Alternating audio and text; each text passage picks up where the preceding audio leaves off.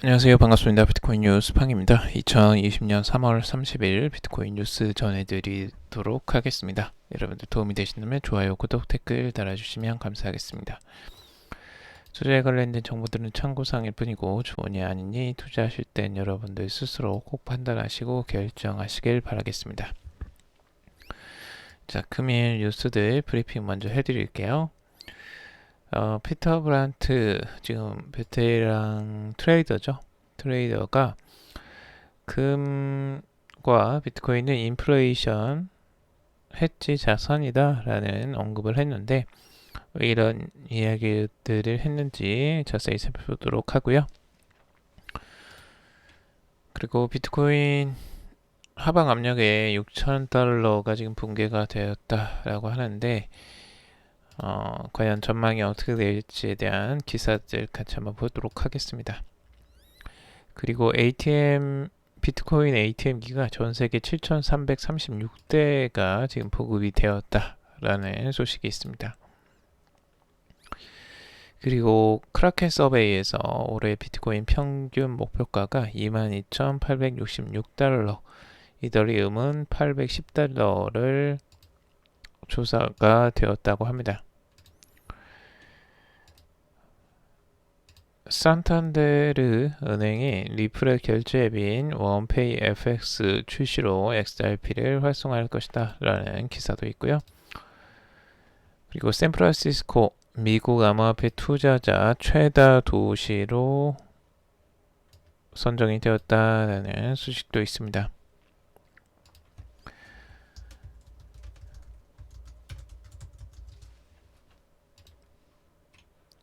그리고 그라운드 X, 삼성 SDS가 카이스트와 디지털 금융 인재 양성한다라는 소식이 있습니다.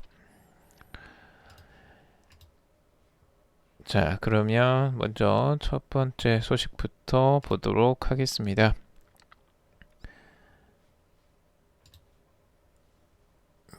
지금 암호화폐 애널리스트 전 트레이더인데, 이 피터 브란트가 그 비트코인에 대한 언급을 했습니다.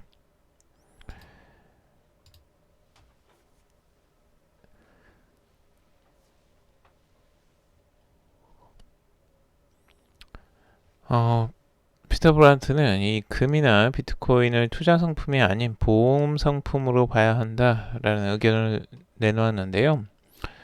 내 개인적인 의견으로는 금이나 비트코인 등은 투자가 아닌 치명적인 상황을 대비한 보험 정책으로 봐야 한다. 보험료는 그 정책이 필요하지 않기를 바라면서 지불하는 것이다. 그러나 필요한 상황이 온다면 보험 소유자는 최악의 시나리오부터 보호된다라고 이야기를 하고 있습니다. 피터 브란트는 금은 장기적인 인플레이션에 대한 해지 자산이라며 금은 40년 전부터 인플레이션 조정 수준으로 돌아왔다고도 했습니다. 즉 비트코인도 인플레이션 해지 자산으로 봐야 한다라고 주장을 한 것이라고 볼 수 있다고 기사가 나왔습니다. 전체적으로는 지금 비트코인을 금과 비교를 하면서 실제 보험적인 성격으로 지금 보고 있습니다. 그러니까 인플레이션에 대한 해지 자산으로서 비트코인을 이제 보고 있는 거고, 보험으로서 본다면 이 실제적으로 우리가 이제 투자 자산으로 보는 게 아니고 이제 보험 쪽으로 본다면 조금 이제 다른 각도로 볼 수가 있겠죠. 그러니까 내 현금 자산이 가치가 사라지는 걸 대비하는 보험용 정도로 생각한다면 아마 여러분들도 조금 투자하시는 게 조금 안심을 하시면서 갈 수 있지 않을까. 그러니까 너무 무리한 투자를 하지 않고 간다면 충분히 보험용으로 나중에 이게 현금성 자산을 보호할 수 있는 용도로만 사용한다 정도로만 가져간다면 크게 이런 출렁임에도 흔들리지 않고 가실 가능성들도 어느 정도 보이긴 합니다.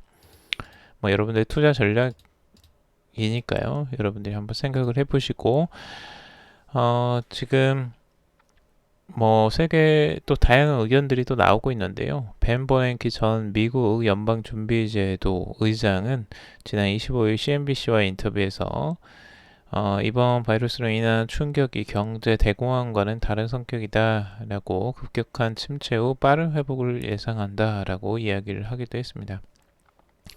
반면에 당토둠으로 유명한 루니엘 루비니 뉴욕대 교수 같은 경우는 지금의 상황은 침체 후 회복을 의미하는 V자형이나 U자형도 장기 침체를 뜻하는 L자형도 아닌 금융과 실물 시장이 함께 수직으로 하락하는 I자형이라고 남기기도 했습니다.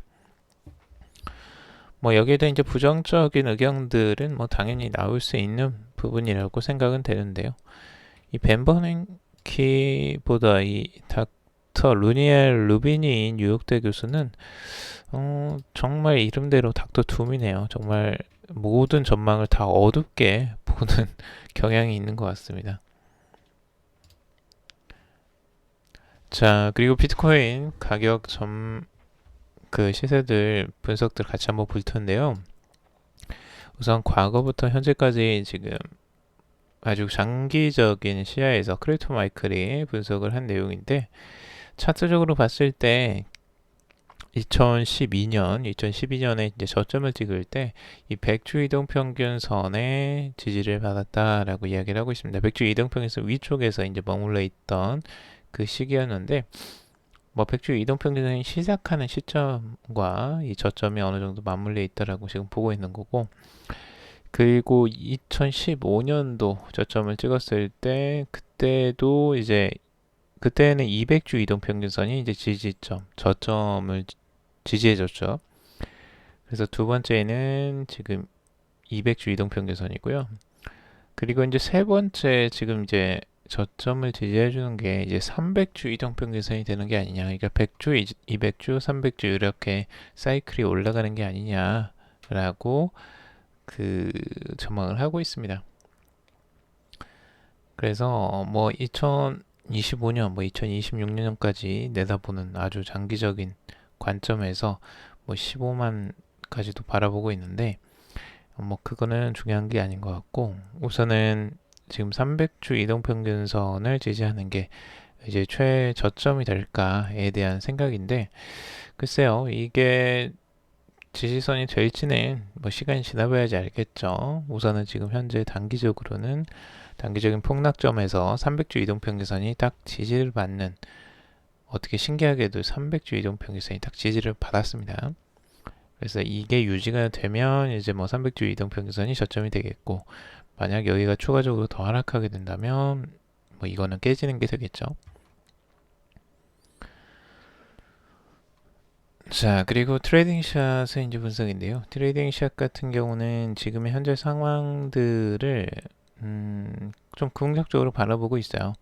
과거에 이 사이클 2014년부터 2016년 이쪽에 이제 저점을 찍었을 때부터 지금 현재까지의, 그러니까 고점에서 지금 현재까지의 상황, 비슷한 시점을 이제 똑같이 비교를 한 겁니다. 자, 그래서 두 개의 상황을 비교를 해 봤을 때 총 469일 정도가 이제 소요가 된 건데, 469일 정도가 소요된 이 상황에서 지금 현재 위치가 어느 정도이냐. 과거에 2016년도에는 지금 피보나치 데드레임을 봤을 때 0.5 구간 정도에 위치를 해 있었다라는 거죠. 자, 근데 지금은 0.382 구간에 지금 위치해 있다라는 겁니다. 그때보다 조금 낮은 상황에 있습니다. 그리고 반대로 이 바닥 지점에서의 역으로 바라봤을 때에는 0.236 구간이 위쪽에 있었는데, 지금 현재 가격은 0.236과 딱 맞물려 있는 구간이라고 보는 거죠. 그래서 여기가 이제 매집의 과정 단계라고 지금 보고 있는 건데, 지금 현재 가격대가 이제 크게 나쁘지는 않다라고 보고 있어요. 왜냐하면 지금 그 과거에는 평이하게, 그러니까 외부적 큰 변수가 없이 지금 진행이 됐을 때고, 지금 현재는 외부적 변수가 이제 발생을 한 거죠. 지금 현재 사태가. 그래서 이 사태가 없었다면 아마 평균적으로 0.5 정도에 위치해 있었을 텐데 지금 외부적인 요인으로 지금 급락을 하면서 지금 어쩔 수 없이 이 구간에 0.382 구간에 모여 있게 된 것이다. 그래서 정상을 곧 뭐 찾아갈 것이다라고 이제 전망을 하고 있어요. 그래서 정상 회복만 된다면 과거처럼 흘러가지 않겠느냐. 그래서 과거 패턴들이 유지가 되는 걸 지금 기대를 하고 있고요. 뭐 시간이 지나 봐야 되겠죠. 이게 정상화가 이제 되는 걸 봐야지만 볼 수가 있는 거고, 가격은 이제 계속 그 선에서 움직이긴 했었습니다. 그 전 가격대를 보면 0.5 구간 정도에서 계속 이 횡보를 하는 구간이었어요. 비슷하게. 그래서 그 부분들이 어느 정도 뭐 설득력이 있긴 하지만 뭐 실제적인 주가나 뭐 비트코인의 가격도 단기적으로 변동폭이 워낙 크기 때문에 그걸 명확하게 맞추기는 쉽지는 않습니다. 그래서 장기적으로 시야를 좀 볼 필요가 있는 거죠. 자, 그리고 단기적으로 나온 분석인데요. 웨슬라드의 분석입니다. 웨슬라드는 지금 단기적인 지지선을 5,611달러 선을 크리티컬 서포트 라인으로 보고 있습니다. 그래서 굉장히 중요한 이 지지선인데요. 이 지지선을 지지를 받는다면 추가적인 상승세도 기대해 볼 수 있다라고 보고 있는데, 결국엔 여기 이제 결정적인 라인이 여기가 이제 지켜지느냐 마느냐에 따라서 큰 변동성이 있을 것이다 라고 이야기를 하고 있어요. 그래서 만약 여기를 지지해 주지 못한다면 추가적으로 더 하락해서 4,500달러, 4,000달러대까지 떨어지는 우려가 있다라고 지금 바라보고 있는 거고요. 만약 여기를 지지를 해준다면 추가적으로 8,000달러대로 반등을 하는 시세의 전환점이 될 것이다 라고 이제 전망을 하는 그 구간입니다. 그래서 굉장히 중요하게 생각을 하고 있죠. 웨슬라들은 여기를. 자, 비트코인이 지금 가격 추세 보면 5,900달러로 내려왔습니다. 단기적으로 6,000달러가 살짝 깨지는 모습들을 보여주었는데 아직까지 뭐 큰 폭락이라고는 할 수 없고요. 단기적으로 이제 조정세 정도라고만 볼 수 있을 것 같습니다. 4시간 보러 봤을 때에는 이제 저점으로 살짝 내려온 상태라고 할 수 있고, 과매도 국면으로 살짝 진입하는 모습을 지금 보여주고 있습니다. 추가적으로 하락한다면 과매도 국면이 확실하게 이제 들어가게 되는데, 뭐 이 부분은 자주 나오는 패턴이라서 뭐 참고적으로 그냥 보실 필요가 있을 것 같고요. 과연 이 5,600달러 선 정도를 지켜줄 수 있느냐, 요것도 관건으로 좀 봐야 될 것 같습니다. 추가적으로 만약 여기가 깨진다면 추가적인 하락세들 뭐 4,000달러대까지도 바라봐야 될 수도 있겠죠. 자, 그리고 비트코인에 대한 좀 부정적인 전망들도 아직까지 남아 있습니다. 좀 아직 그 걱정이나 두려움들이 많이 남아 있는 상황이고, 안심이 아직 안 되는 상황이기 때문에 다들 조심스럽게 지금 이 추세를 지켜보고 있고요. 지금 현재 상황이 그 녹록하지는 않습니다. 지금 현재가 모든 상황이 그 나아지는 상황으로 가야 되는데 현재까지는 과정 중에 있기 때문에 이런 부분에 대한 우려들이 아직까지 남아있는 상황이라고 볼 수 있습니다. 아마피 미디어 코인게이프 같은 경우는 모든 금융시장에 부정적 영향을 끼쳤다, 이번 사태가요. 그래서 이 같은 악영향은 앞으로 몇 달 동안 지속될 것이며 회복은 더 길어질 것이다 라고 길게 보고 있습니다. 세계 경제의 불확실성이 가까운 장래에 더 큰 폭의 하락을 이끌 수 있기 때문에 다소 암호화폐 투자자들은 시장이 단기에 회복될 수 있을 것으로 보지 않고 있다라고 전하고 있습니다. 그리고 암호화폐 애널리스트인 더 문도 조금 걱정 어린 지금 분석을 하고 있는데, 비트코인이 1년 만에 가장 큰 폭의 하락을 보일 것이다 라고 이야기를 하고 있습니다.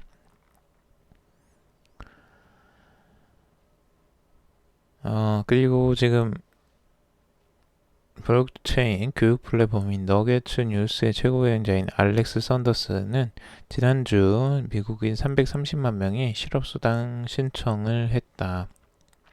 실업자들은 현금을 최후의 수단으로 생각하기 때문에 비트코인의 수요가 감소할 가능성이 있다라고 진단을 하고 있습니다. 이어 기관 투자자 또한 마진콜 대응을 하거나 저점 매수 기회를 잡기 위해 현금을 비축하고 있는 상태라고 덧붙였습니다.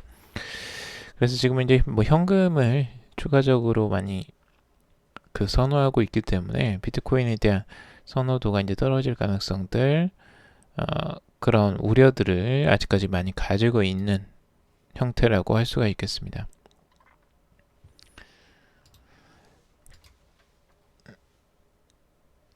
자, 그리고 비트코인 ATM기가 전 세계 7,336대가 보급이 되었다라는 소식인데요. 전 세계에 설치된 비트코인 ATM 숫자에 대한 겁니다. 지금 암호화폐 ATM 데이터 제공 사이트 코인 ATM 레이더에 따르면 비트코인 ATM이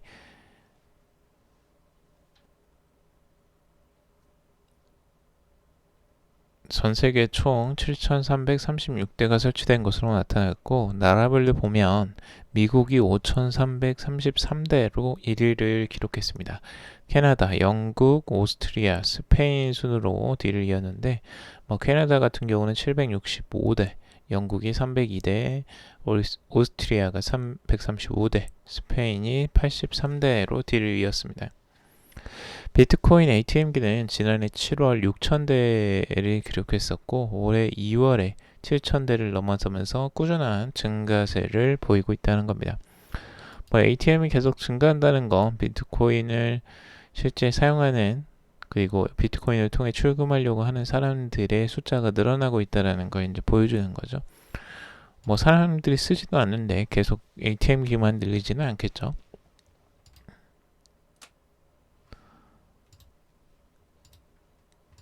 자, 그리고 크라켄 서버의 이 올해 비트코인에 대한 평균 목표가에 대한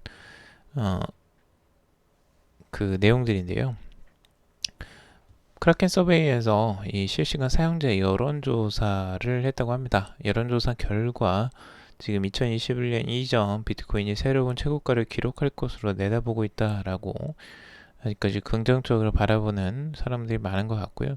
올해 비트코인 평균 목표가를 22,866달러로 조사가 되었다고 합니다. 이렇게 이제 긍정적으로 생각하는 분들이 많으면 이게 참 좋아야 되는데, 그 시세는 우리가 전혀 알 수가 없죠. 대중이 다 그쪽으로 생각한다면 또 그 세력들은 그것과 다르게 행동을 할 때도 있기 때문에 이런 부분은 좀 조심해야 될 것 같고요. 반면에 시가총액 2위 암호화폐인 이더리움의 경우 평균 목표가가 810달러로 사상 최고가를 경신하지 못할 것으로 예상을 하고 있다고 합니다.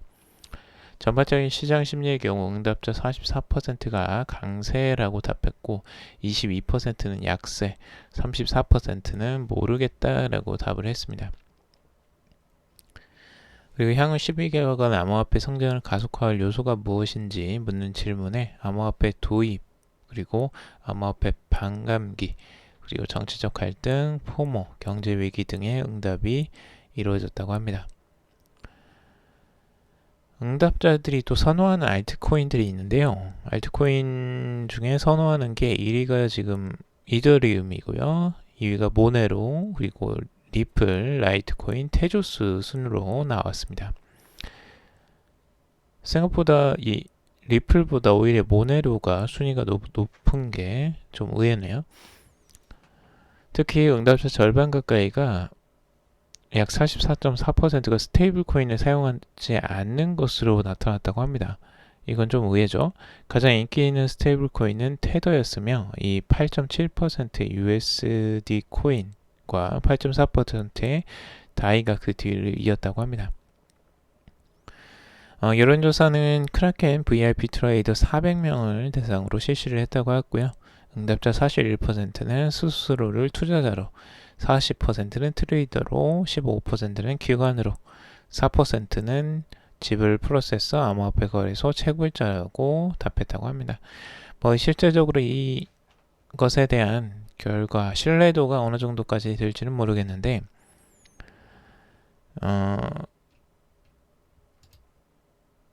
그냥 참고적으로만 보시면 좋을 것 같고요. 이 목표가나 이런 것들은 사실 별로 그렇게 큰 의미는 없습니다.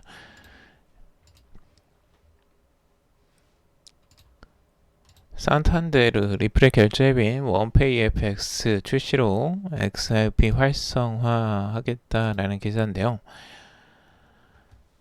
리플의 기반의 결제앱인 원페이 FX를 통해서 산탄데르가 멕시코에서 출시할 계획이라고 밝혔습니다. 이 산탄데르는 세계에서 16번째로 큰 글로벌 은행으로 이 관리하는 자산이 대략 1조 7천억이에 이른다고 합니다. 블록체인 기반 기술인 리플은 현재 많은 나라에 금융의 혁신 서비스를 제공해서 리플의 기술 혁신에 입증하고 있다라고 이야기를 하고 있는데요. 그 중에 XRP를 사용하는 최대의 이슈 중 하나는 원페이 FX와 같은 지불 처리 서비스라고 하고 있습니다. 원페이 FX와 같은 블록체인 솔루션은 효율성 향상과 빠른 일처리 및 완벽에 가까운 투명성으로 인해 고객의 니즈를 충족시킴으로써 블록체인 산업 최고의 솔루션으로 평가받고 있다라고 아주 긍정적으로 기사를 써주고 있네요. 리플의 아주 우호적인 기사인 것 같아요. 이 기사 자체가. 그리고 리플 기반의 원페이 FX는 현재 스페인, 영국, 브라질, 폴란드, 포르투갈 및 칠레를 포함해서 6개국에서 활약 중이며 올해 멕시코에서 산탄데르에 의해 출시될 예정이라고 합니다. 이 같은 은행에서 실제적으로 리플의 서비스들을 실제 활용할 수 있고 지불 결제들이 일어난다 라는 부분은 이제 긍정적이라고 할 수 있겠죠. 근데 얼마나 이제 활성화돼서 사용하느냐가 이제 더 중요한 부분이고요. 실제 은행 시스템이나 아니면 이제 그런 부분들이 조금 이제 송금이 좀 어려운 부분에서 많이들 활용이 되는 게 좀 많이 있어서 멕시코나 이런 쪽에서 많이 사용을 하는 것 같고, 다른 나라로 이제 전송을 하기 위해서는 좀 필요한 부분이 많이 있죠. 그런 인프라들을 지금 리플 같은 경우는 깔기 위해서 각 나라별로 멕시코나 필리핀 이런 쪽에 거래소들과 또 손을 잡고 지금 그 송금 업무나 이런 것들을 많이 하고 있죠. 자, 그리고 샌프란시스코 미국 암호화폐 투자자 최다 도시로 지금 확인이 됐다라는 소식입니다. 코인텔레그래프 보도에 따르면 암호화폐 납세 서비스 기업 코인트래커는 2014년부터 수집한 자료를 토대로 미국 주요 도시의 암호화폐 보유 현황에 대한 비교 분석 보고서를 발간을 했습니다. 보고서에 따르면 암호화폐 평균 투자 금액 기준 상위 4개 도시는 샌프란시스코, 그리고 팔로알토, 그리고 오클랜드, 산마테오로 모두 샌프란시스코 베이 지역에 위치해 있다라고 하고 있습니다. 아무래도 샌프란시스코는 이 실리콘밸리가 또 유명하고 기술적으로 많이 성장한 또 기업들이 많이 있죠. 그래서 그 영향이 아닐까라는 생각이 좀 듭니다. 자, 그리고 크라운드 X와 삼성 SDS가 디지털 금융 전문 인력 육성에 참여한다라고 하고 있습니다. 금융위원회와 서울시는 디지털 금융 전문 인력 양성 사업의 운영 기관으로 카이스트 디지털 금융 교육 그룹을 최종 선정했다라고 밝혔습니다. 금융위와 서울시는 지난 13일 사업 공고 이후 민간 전문가로 구성된 심사위원회의 선정 심사를 진행해서 교육과정 및 교수진의 우수성을 평가를 했다고 하는데요. 이후 제41차 금융중심지 추진위원회 심의를 열고 운영기관을 최종 확정했습니다. 크라운드 X와 삼성 SDS는 카이스트를 중심으로 한 컨소시엄을 통해 운영기관으로 참여를 하고, 카이스트 디지털 금융교육그룹은 한국과학기술원 주관 아래 삼성 SDS, 크라운드 X, 금융 빅데이터 분석기업 딥서치, 광주과학기술원이 협력기관으로 참여를 하고 있다고 합니다. 실제 이번 디지털 금융 전문 인력 육성 사업은 블록체인과 빅데이터, 클라우드, 인공지능 등의 기술을 통해 금융의 디지털 전환을 이끌 전문 인력을 양성하기 위해 마련이 됐다고 합니다. 금융위원회와 서울시는 올해부터 2023년까지 4년 동안 디지털 금융 전문 인력 840명을 배출할 목표로 190억 원을 투입한다고 합니다. 뭐 국가에서도 지원을 하는 것과 민간 기업들과 그리고 교육기관이 같이 협력을 해서 이렇게 이제 새로운 디지털 뭐 금융 인재 양성을 한다는 부분들을 뭐 긍정적이라고 할 수 있겠죠. 앞으로 좋은 인재들이 많이 나오길 바라고 한국에서도 이런 좀 앞서가는 인재들이 국가에 좀 도움이 많이 되는 일들을 많이 했으면 좋겠습니다. 자, 오늘은 여기까지 정리를 해봤습니다. 여러분들 도움이 되셨길 바라고요. 도움이 되셨다면 좋아요, 구독, 댓글 달아주시면 감사하겠습니다. 투자에 관련된 정보들은 참고사항일 뿐이고 조언이 아닙니다. 투자하실 때 여러분들 스스로 꼭 판단하시고 결정하시길 바라겠습니다. 금일도 방송 들어주셔서 정말 감사합니다.